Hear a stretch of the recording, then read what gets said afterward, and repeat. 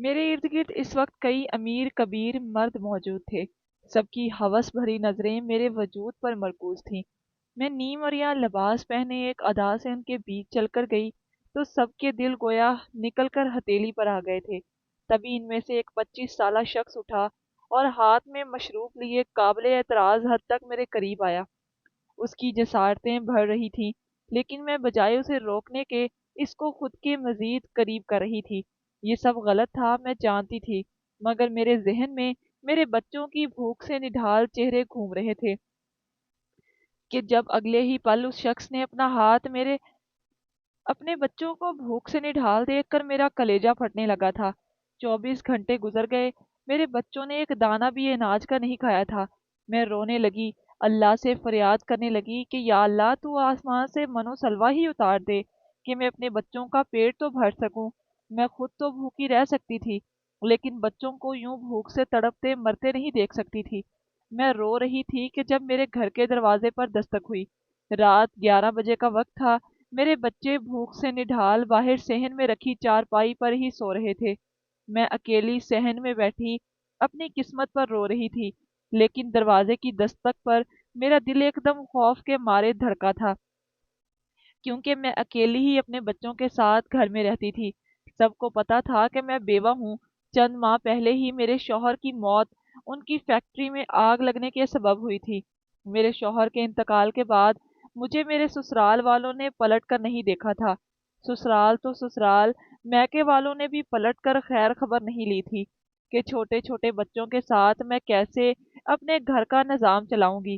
میں ابھی جوان جہان تھی، اوپر سے میرے 5 بچے تھے۔ میری شادی کو صرف 7 سال ہوئے تھے کہ میرے شوہر جس فیکٹری میں کام کرتے تھے اسی فیکٹری میں آگ لگنے کی وجہ سے ہلاک ہو گئے تھے۔ میرا سب سے بڑا بیٹا 6 سال کا تھا اور سب سے چھوٹا صرف 1 سال کا۔ بڑے بیٹے کے بعد 3 بیٹیاں تھیں اور پھر سب سے چھوٹا بیٹا میری تو دنیا ہی اجڑ کر رہ گئی تھی۔ میں سوچ بھی نہیں سکتی تھی کہ میرا شوہر یوں مجھے اچانک سے چھوڑ کر چلا جائے گا۔ میرے لیے یہ صدمہ ہی کچھ کم نہ تھا کہ جب میرے شوہر کی تدفین کے بعد آہستہ آہستہ سب میرے گھر والے واپس چلے گئے۔ میں روتے ہوئے اپنے دیور سے کہتی رہی کہ خدا کے لیے مجھے اکیلا نہ چھوڑو، میں تمہارے بھائی کی بیوہ ہوں۔ تو کبھی اپنے سگے بھائیوں کو کہتی کہ میں تمہاری بہن ہوں، میں کہاں جاؤں گی، کیسے اپنا گھر سنبھالوں گی، لیکن کسی نے بھی مجھے تسلی بخش جواب نہیں دیا تھا۔ ہمدردی کے 4 بول بول کے سب جا چکے تھے۔ میرے شوہر کے اکاؤنٹ میں جتنے پیسے تھے وہ چند ماہ میں ختم ہو گئے کہ جب ایک دن میرے بچے بھوک سے بلبلا رہے تھے، مجبوراً مجھے عدت میں اپنے گھر سے باہر جانا پڑا۔ میں نے پڑوسی کے گھر کا دروازہ کھٹکھٹایا۔ میں نے کہا کہ خدا کے لیے مجھے 1 کلو آٹا دے دیں، میرے بچے بھوکے ہیں، بھوک سے رو رہے ہیں، لیکن پڑوسیوں نے مجھ پر دروازہ نہیں کھولا۔ میں نے گلی کے کئی گھروں کے دروازے کھٹکھٹائے، لیکن کوئی بھی میری مدد کو نہیں آیا تھا۔ مایوس ہو کر میں گھر واپس آ گئی، اور اب نہ جانے اس وقت کون میرے گھر کا دروازہ کھٹکھٹا سکتا تھا۔ میرا دل زور زور سے دھڑک رہا تھا۔ میں نے ڈرتے ہوئے پوچھا کہ کون ہے، تو باہر سے ایک مردانہ آواز آئی کہ بھابھی میں ہوں، آفاق، راشد کا دوست۔ وہ شخص میرے شوہر سلطان کا دوست تھا۔ مجھے یاد آنے لگا کہ عفان بھائی سلطان کا دوست کم بلکہ سگا بھائی زیادہ تھا۔ جب میری شادی ہوئی تھی تو سلطان نے عفان سے مجھے ملوایا تھا، اور پھر کئی بار عفان بھائی ہمارے گھر آئے تھے۔ جب وہ گھر آتے تو رات دیر تک سلطان آفاق میں ہنسی مذاق جاری رہتا تھا۔ وہ مجھ سے بھی بہت لحاظ اور عزت سے بات کرتے تھے۔ 3 سال پہلے وہ بیرون ملک گئے تھے، اور راشد جب تک زندہ تھے ان میں عفان بھائی سے صرف فون پر ہی بات ہوتی تھی۔ میں مین گیٹ کی طرف بڑھی، لیکن جیسے ہی دروازہ کھولنے لگی میرے ہاتھ وہیں رک گئے۔ اب سلطان گھر پر نہیں تھے۔ میں کیسے کسی اجنبی کو اس وقت گھر میں بٹھا دیتی؟ پتہ نہیں انہیں یہ معلوم بھی تھا کہ نہیں کہ سلطان اس دنیا میں نہیں رہے۔ ابھی میں اسی شش و پنج میں مبتلا تھی کہ دروازہ کھولوں یا نہ کھولوں کہ دوبارہ سے دروازے پر دستک ہوئی۔ وہ کہنے لگے بھابھی دروازہ کھولیں، میں 3 سال بعد راشد سے ملنے آیا ہوں، اور وہ ہے کہ اپنا فون ہی نہیں اٹھا رہا۔ میرا گمان سچ نکلا۔ آفاق بھائی سلطان کی موت سے بے خبر تھے۔ میں نے آخر کار دروازہ کھول دیا۔ ان کے ہاتھوں میں ایک بیگ تھا، چہرے پر مسکراہٹ تھی۔ میں دروازے پر ہی کھڑی تھی۔ وہ کہنے لگے، کہاں ہے یہ راشد؟ کب سے میں اسے فون کر رہا ہوں۔ یہ سن کر میں پھوٹ پھوٹ کر رونے لگی۔ مجھے یوں روتا ہوا دیکھ کر اس کے چہرے سے مسکراہٹ غائب ہو گئی تھی۔ کہنے لگے، کیا بات ہے بھابھی؟ میں نے روتے ہوئے کہا کہ سلطان ہم سب کو چھوڑ کر جا چکے ہیں۔ یہ سننا تھا کہ عفان کے ہاتھ سے بیگ گر گیا۔ میں نے روتے روتے ہی راشد کی موت کے بارے میں سب کچھ اسے بتا دیا۔ یہ سن کر کچھ دیر مجھ سے تسلی بخش جملے بولتے رہا، پھر اس نے مجھے اپنی جیب سے بٹوا نکالا اور بٹوے سے چند ہزار کے نوٹ نکال کر میرے ہاتھ پر رکھ دیے۔ جو بیگ وہ اپنے ساتھ لایا تھا وہ بھی میری طرف بڑھا دیا۔ کہنے لگا، یہ سامان میں بچوں کے لیے اور راشد کے لیے لایا تھا۔ یہ کہہ کر دروازے سے ہی واپس چلا گیا۔ یہ دیکھ کر میں نے خدا کا شکر ادا کیا۔ صبح ہوتے ہی میں نے ان پیسوں کا راشن ڈالا اور اپنے بچوں کو پیٹ بھر کر کھانا کھلایا۔ جب میں نے وہ بیگ کھولا تو اس میں بچوں کے کپڑے تھے، سلطان کے لیے کپڑے تھے اور بہت سا سامان تھا۔ چند دن بعد ہی آفاق بھائی دوبارہ ہمارے گھر آ گئے، لیکن جس چیز نے مجھے چونکایا تھا وہ یہ تھی کہ اس بار بھی وہ رات کے 12 بجے ہی ہمارے گھر آئے تھے۔ میں نے دروازہ کھولا تو ان کے ہاتھ میں پھل اور گھر کا راشن کا سامان تھا، جو انہوں نے اندر آتے ہی صحن میں رکھ دیا۔ میرے بچے بھی صحن میں بچھی چارپائی پر سو رہے تھے۔ گرمیوں کے دن تھے، اس لیے اپنے بچوں کے ساتھ میں صحن میں ہی سو جاتی تھی۔ مجھے لگا کہ وہ شاید سامان دے کر چلے جائیں گے، لیکن وہ صحن میں رکھی کرسی پر بیٹھ گئے۔ مجبوراً مجھے بھی ان کے سامنے رکھی چارپائی پر بیٹھنا پڑا۔ کچھ دیر بعد سلطان کی باتیں مجھ سے کرتے رہے، پھر کہنے لگے کہ گھر کا نظام کیسے چل رہا ہے۔ میں اس بات پر رونے لگی۔ میں نے کہا کہ میرا بچہ 1 سال کا ہے، اس لیے بچوں کو اکیلا چھوڑ کر کسی کے گھر ملازمت نہیں کر سکتی، اور ان بچوں کو وہاں لے جا کر ملازمت کروں گی تو کوئی بھی مجھے رکھے گا نہیں۔ پھر میری تعلیم اتنی نہیں کہ میں گھر پر ٹیوشن پڑھا سکوں، نہ ہی میرے پاس ایسا کوئی ہنر ہے۔ وہ کہنے لگے کہ میں آپ کے بچوں کی ذمہ داری اپنے سر پر لینے کو تیار ہوں۔ آفان کی بات سن کر تشکر سے میری آنکھیں بھر آئیں۔ میں سمجھ نہیں پا رہی تھی کہ سامنے بیٹھے شخص کو فرشتہ کہوں یا پھر کوئی نیک انسان، جو ایسے وقت میں ہمارا ساتھ دے رہا تھا، جب اپنے بھی ساتھ چھوڑ کر چلے جاتے ہیں۔ لیکن اس کی اگلی بات نے تو مجھے الجھن میں ڈال دیا تھا۔ وہ کہنے لگا کہ اگر آپ رات کو 2 گھنٹے کے لیے ایک نوکری کرنے کے لیے تیار ہو جائیں تو۔ یہ کہتے ہوئے اپنی کرسی سے اٹھے اور میری چارپائی پر میرے برابر بیٹھ گئے۔ میں یکدم ہی پیچھے ہٹی۔ پہلی بار مجھے اس کی ایسی جسارت بہت بری لگی تھی۔ میں نے کہا، کیا مطلب؟ میں آپ کی بات کا مطلب نہیں سمجھی۔ کیسی نوکری؟ میں تو بس میٹرک پاس ہوں۔ میں اس وقت بے حد نروس ہو رہی تھی۔ وہ ہنسنے لگا، کہنے لگا کہ اس نوکری کے لیے تعلیم کی ضرورت نہیں ہوتی، جس چیز کی ضرورت ہوتی ہے تم اس سے مالا مال ہو۔ یہ کہتے ہوئے اس کا لہجہ مخمور سا ہوا تھا۔ آپ سے مطلب؟ میں تو عفان بھائی کے بدلتے تیور دیکھ کر گھبرائی تھی۔ وہ مجھ سے کس قسم کی باتیں کر رہے تھے؟ میں نے کہا کہ آپ یہاں سے جائیں۔ اس بار میں نے سخت لہجے سے کہا تو کچھ دیر پہلے میرے چہرے پر پھیلے ناگوار تاثرات دیکھتے رہے، پھر اٹھ کر کھڑے ہوئے، اپنی جیب سے ایک کارڈ نکال کر مجھے کہا، کہنے لگے، اسے رکھ لو۔ جب بچے بھوک سے بلبلائیں تو تم نوکری کرنا چاہو تو اس کارڈ پر میرا نمبر لکھا ہے، مجھے فون کر دینا۔ تمہارے گھر کی ساری ذمہ داری اٹھا لوں گا اور بدلے میں تمہیں بس رات کے 2 گھنٹے میرا کام کرنا ہوگا۔ یہ کہہ کر وہ گھر سے باہر چلے گئے۔ یہ میری غلط سوچ تھی کہ وہ شخص فرشتہ ہے یا اب بھی نیک لوگ دنیا میں رہتے ہیں۔ یہ دنیا صرف مطلب پرست ہے۔ میں سوچ بھی نہیں سکتی تھی کہ راشد جسے بھائی سمجھتے تھے وہ ایسا بھی نکل سکتا ہے۔ چند دن میں وہ راشن بھی ختم ہو گیا تو جو گھر پر رکھا تھا۔ میں نے 1 2 جگہ ملازمت کی بھی کوشش کی، لیکن کوئی بھی مجھے اپنے بچوں کے ساتھ رکھنے کے لیے تیار نہیں تھا۔ پھر میرا چھوٹا بیٹا میرا اتنا عادی تھا کہ میری گود سے نہیں اترتا تھا۔ پھر گھر پھر سے بھوک اور افلاس نے ڈیرے ڈال لیے تھے۔ میں بے بس اور مجبور ہو چکی تھی۔ بڑی مجبوری کی حالت میں نے آفاق کے نمبر پر فون کیا۔ اس نے کہا، مجھے تمہاری ہر شرط منظور ہے، بس میں اپنے بچوں کو بھوکا نہیں دیکھ سکتی۔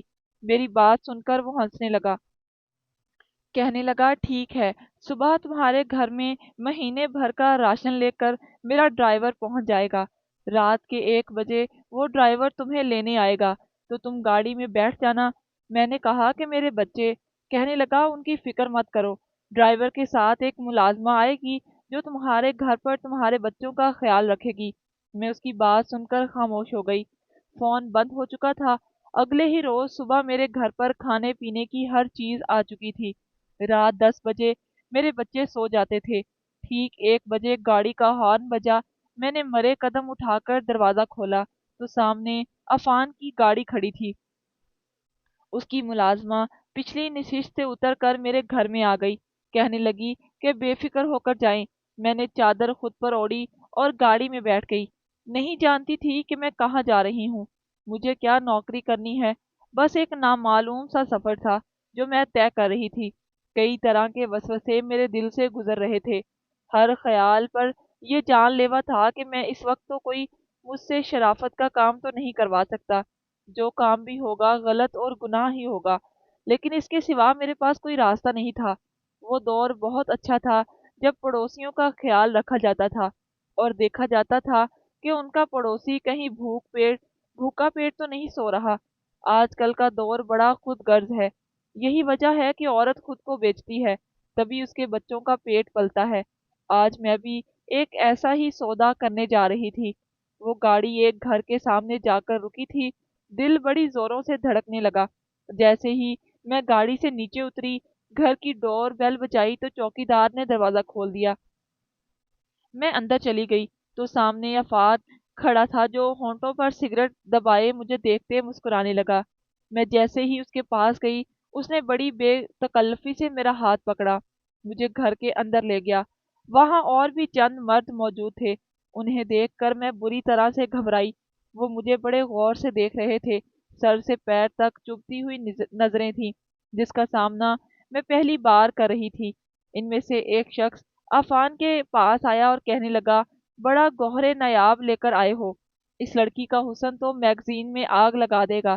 میری شادی بہت کم عمری میں ہوئی تھی اور پھر سال کے وقفے پر 5 بچے بھی، لیکن پھر بھی دیکھنے میں سمارٹ اور حسین تھی۔ ان کے الفاظ میری جان نکالتے جا رہے تھے۔ ایک وقت ایسا بھی آیا جب میری آنکھوں کے آگے اندھیرا چھانے لگا۔ ان میں سے ایک پکی سی عمر کا مرد کہنے لگا، گوہر نایاب وہاں کیوں کھڑی ہو، یہاں ہمارے پاس آ کر بیٹھو۔ اس نے اپنے صوفے پر ہی جگہ خالی کی تھی۔ میں نے ایک نظر عفان پر ڈالی جو اشارہ کر بیٹھنے کا بولا۔ میں بوجھل قدموں سے چلتی ہوئی صوفے پر سمٹ کر بیٹھ گئی۔ مجھے بیٹھا ہوا دیکھ کر وہ مرد ذرا قریب ہو کر بیٹھ گئے اور مجھ سے میرا تعارف پوچھنے لگے۔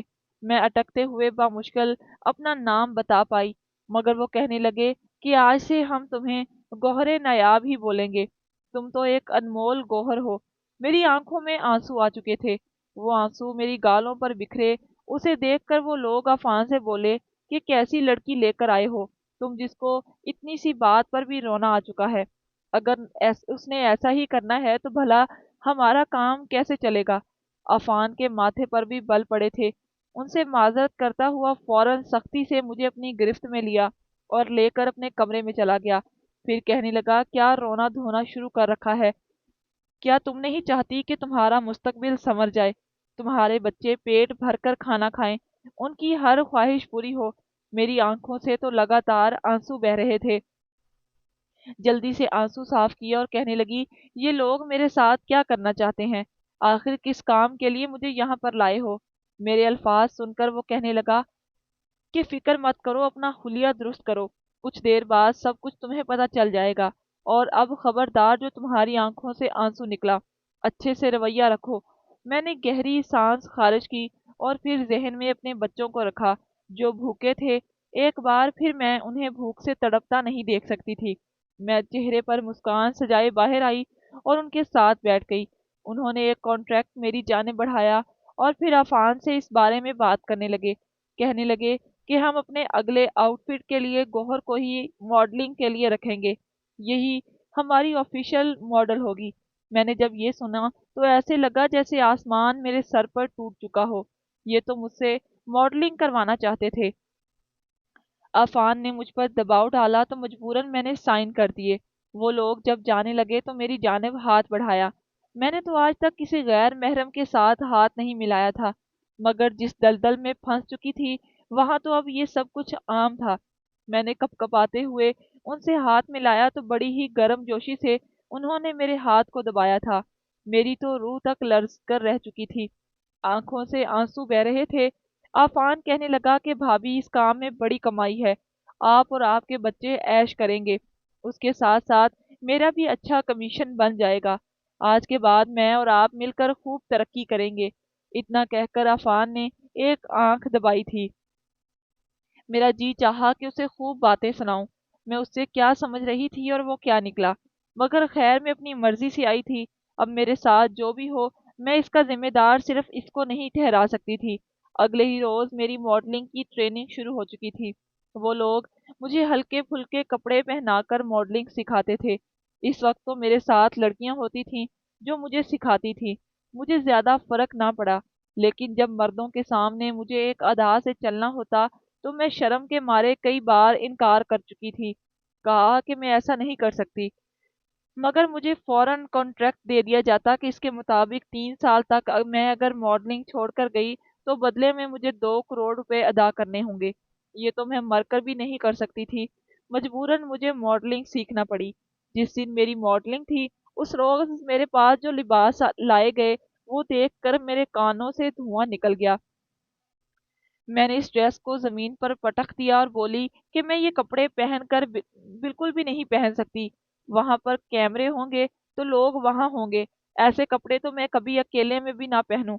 مگر وہ لڑکی مجھ پر دباؤ ڈالنے لگی۔ جب میں نہ مانی تو اس نے عفان کو جا کر بتایا۔ عفان چہرے پر سختی لائے میرے پاس آیا اور وہی نازیبا لباس مجھے تھما کر بولا، تمہیں یہی پہننا ہوگا، یہی پہن کر تم نے ماڈلنگ کرنی ہے اور بہت اچھے سے کرنی ہے، جتنا اچھا تم مہمانوں کا دل لبھا سکی تمہیں اتنے ہی لاکھوں روپے ملیں گے۔ میری آنکھوں سے آنسو بہ رہے تھے، مگر مجھے یہ سب کرنا پڑا، میں پیچھے نہیں پلٹ سکتی تھی۔ میں نے وہ نازیبا لباس پہنا اور پھر دل پر پتھر رکھ کر کئی لوگوں کے سامنے چلنے لگی۔ وہاں پر کئی مرد موجود تھے جو میرے وجود کو چبھتی نظروں سے دیکھ رہے تھے۔ میری روح تک آر پار ہو چکی، چپتی نظریں چپتی جا رہی تھیں، مگر میں مجبور تھی۔ ماڈلنگ کے فوراً بعد میرے اکاؤنٹ میں لاکھوں روپے دے دیے گئے۔ پیسوں کو دیکھ کر خوش تھی، گویا ہر غم بھول چکی تھی۔ میں نے اپنے بچوں کے لیے بہت سی چیزیں خریدی، ان کی خواہشات پوری کی۔ بچے اپنی پسندیدہ چیزیں اپنے سامنے دیکھ کر بڑے خوش تھے، ایک دوسرے کو ہنسی خوشی اپنی چیزیں دکھا رہے تھے۔ ان کو خوش دیکھ کر میں بھی ٹھیک تھی اور یہی فیصلہ کر چکی تھی کہ چاہے جو بھی ہو جائے اب میں پیچھے نہیں ہٹوں گی، واپس پلٹنے کا راستہ بھی تو نہیں تھا۔ اگلے ہی روز رات 11 بجے پھر گاڑی آئی، کہا گیا کہ آج ایک پارٹی ہے جس میں میری شرکت لازم ہے۔ عفان بھی ساتھ ہی آیا تھا اور جس طرح کے کپڑے میرے لیے لے کر آیا تھا دیکھ کر میرا سر گھومنے لگا۔ ماڈلنگ کی حد تک تو ٹھیک تھا، مگر عام پارٹی میں بھی یہ نازیبا ساڑی بھلا میں کیسے پہن سکتی تھی؟ عفان ایک بار پھر مجھے مجبور کرنے لگا۔ میں نے وہ نازیبا ساڑی پہن لی اور پھر اس کے ساتھ پارٹی میں آ گئی۔ وہاں تو سارے ہی بڑے امیر کبیر لوگ تھے جو مجھے ماڈلنگ کے لیے ہائر کرنا چاہتے تھے، اور میرا کام ہی وہاں پر لوگوں کا دل لبھانا تھا۔ وہاں پر شراب نوشی عام تھی، لوگ نشے میں دھت تھے، الیٹ کلاس لوگ وہاں پر خوب ہلا گلا کر رہے تھے، جبکہ مجھے تو وہاں پر الجھن سی ہونے لگی۔ نہ جانے میں نے کیوں یہاں آنے کی حامی بھری تھی۔ ماڈلنگ کے تمام تر کانٹریکٹس عفان نے ہی طے کر رہا تھا، جہاں سے زیادہ منافع لگتا مجھے وہی ماڈلنگ کے لیے سائن کر لیتا تھا۔ میرے حسن کے چرچے تو پوری ماڈلنگ انڈسٹری میں پھیل چکے، ہر کوئی منہ مانگی اور قیمت پر مجھے اپنے آؤٹ فٹ کے لیے رکھنا چاہتا تھا۔ انہی میں سے ایک شخص نے مجھے فلموں میں کام کرنے کا کہا تو عفان نے جب یہ سنا تو اس کی خوشی کا کوئی ٹھکانہ نہ رہا۔ کہنے لگا، جہاں تم لاکھوں میں کما رہی ہو، اگر فلموں میں کام کیا تو کروڑوں کماؤ گی، تم تو دن دگنی رات چگنی ترقی کرو گی۔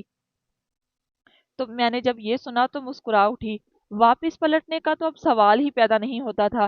میں نے 1 سال میں ہی اتنا کما لیا تھا کہ وہ پرانا گھر اور علاقہ چھوڑ کر ایک ہائی کلاس کالونی میں اپنا بنگلہ بنا لیا تھا، اپنے بچوں کو بڑے بڑے اسکولوں میں بھیج رہی تھی۔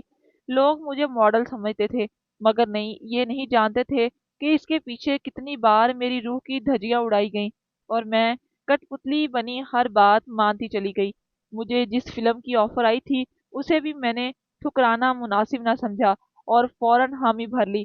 جس روز میری ڈائریکٹر کے ساتھ ملاقات کرنی تھی، مجھے عفان نے ایک خاص پارلر سے تیار کروایا۔ چمکیلی بھڑکیلی ساڑی جس میں میرا وجود عریاں تھا، وہ مجھے تیار کروا کر ڈائریکٹر کے پاس لے کر گیا۔ ڈائریکٹر نے جب مجھے پہلی بار دیکھا تو آنکھیں جھپکنا بھول گیا۔ کتنی دیر وہ مجھے دیکھتا رہا۔ میں اس کے سامنے بیٹھی تھی۔ وہ کہنے لگا کہ بہت لوگوں سے آپ کا نام سنا ہے، مجھے اپنی فلم میں ہیروئن بنانے کے لیے بھی تیار ہے، مگر بدلے میں مجھے اس کی کچھ باتیں ماننا ہوں گی۔ اس نے مجھ سے کانٹریکٹ سائن کروایا تو میں تو پہلی نظر میں اسے بھا چکی تھی۔ کانٹریکٹ میں نے سائن کرنے کے بعد اس کی جانب بڑھایا تو اس نے فوراً میرا ہاتھ پکڑ لیا۔ کہنے لگا کہ مزید فلم پر بات ہم آج رات میرے گھر پر کریں گے۔ میں نے بھی مسکرا کر حامی بھر لی۔ اس کا اشارہ کیا تھا میں بخوبی جانتی تھی، مگر خیر، فلموں میں کام کرنے کے لیے ڈائریکٹر کی ہر بات تو اب تک ہر لڑکی ہی مانتی آئی ہے، یہ بات میرے لیے نئی نہیں تھی۔ اس رات ایک بار پھر عفان مجھے ڈائریکٹر کے گھر چھوڑ آیا تھا۔ واپس آئی تو بچے یوں ہی جاگ رہے تھے۔ بچوں کی نظروں میں سوال تھے۔ کہنے لگے، مما، آج ہمارے بابا کی برسی تھی، آپ بھول گئیں؟ سلطان کا تصور ذہن میں آنا تھا کہ میں بکھرتی چلی گئی۔ دل کٹ کر رہ چکا تھا، خود کو اتنے سالوں میں بہت مضبوط کر لیا تھا، مگر شوہر کا نام آتے ہی ایک بار پھر سے میں ہار گئی۔ اس روز کمرے میں بند ہو کر پھوٹ پھوٹ کر روتی رہی۔ جی چاہا کہ سانسوں سے چھٹکارا پالوں، اور یہ بچے جن کا میرے علاوہ کوئی نہیں تھا، سب کچھ تو میں نے انہی کی خاطر تو کیا تھا۔ ایک بار پھر چھلنی روح کے ساتھ لبوں پر مصنوعی دل فریب مسکراہٹ سجانا پڑی۔ اس کے بعد تو میرے لیے کام کی لائن لگ چکی تھی۔ میرے پاس اتنا پیسہ آ چکا تھا کہ کسی چیز کی کوئی کمی نہیں رہی تھی۔ عفان پیسوں میں کھیل رہا تھا۔ اس نے اپنی پسند کی لڑکی سے شادی کی اور دبئی ٹور پر نکل گیا، جبکہ مجھے کئی لوگوں نے شادی کی آفر کی، مگر میں نے انکار کر دیا۔ میں اپنے بچوں کے ساتھ رہنا چاہتی تھی، انہی کے ساتھ خوش تھی۔ جہاں بھی کوئی مجبور بے بس لڑکی کو دیکھتی تو کسی بھی ڈائریکٹر یا عفان جیسے موقع پرست لوگوں کے ہاتھ لگنے سے بچا لیتی، ان کا خرچ اٹھاتی اور مزاج کے مطابق ایسا ہنر سکھانے کا خرچ تک اٹھاتی جس سے یہ عورت عزت کے ساتھ 2 وقت کی روٹی کما سکے۔ انہیں مجبور دیکھ کر کوئی عفان جیسا فائدہ نہ اٹھا سکے۔ میں تو اپنی عزت روند کر دولت اکٹھی کر چکی تھی، مگر ایسی خواتین کی مدد کر کے دل ہی دل میں سکون سا اترتا تھا۔ میری وجہ سے کسی عورت کی عزت محفوظ رہی، وہ اس قرب کو جھیلنے سے بچ گئی جو میں نے اپنی اولاد کا پیٹ بھرنے کی خاطر جھیلے تھے۔ اگر ہماری آج کی یہ ویڈیو آپ کو پسند آئی ہو تو ہمارے چینل کو سبسکرائب کریں۔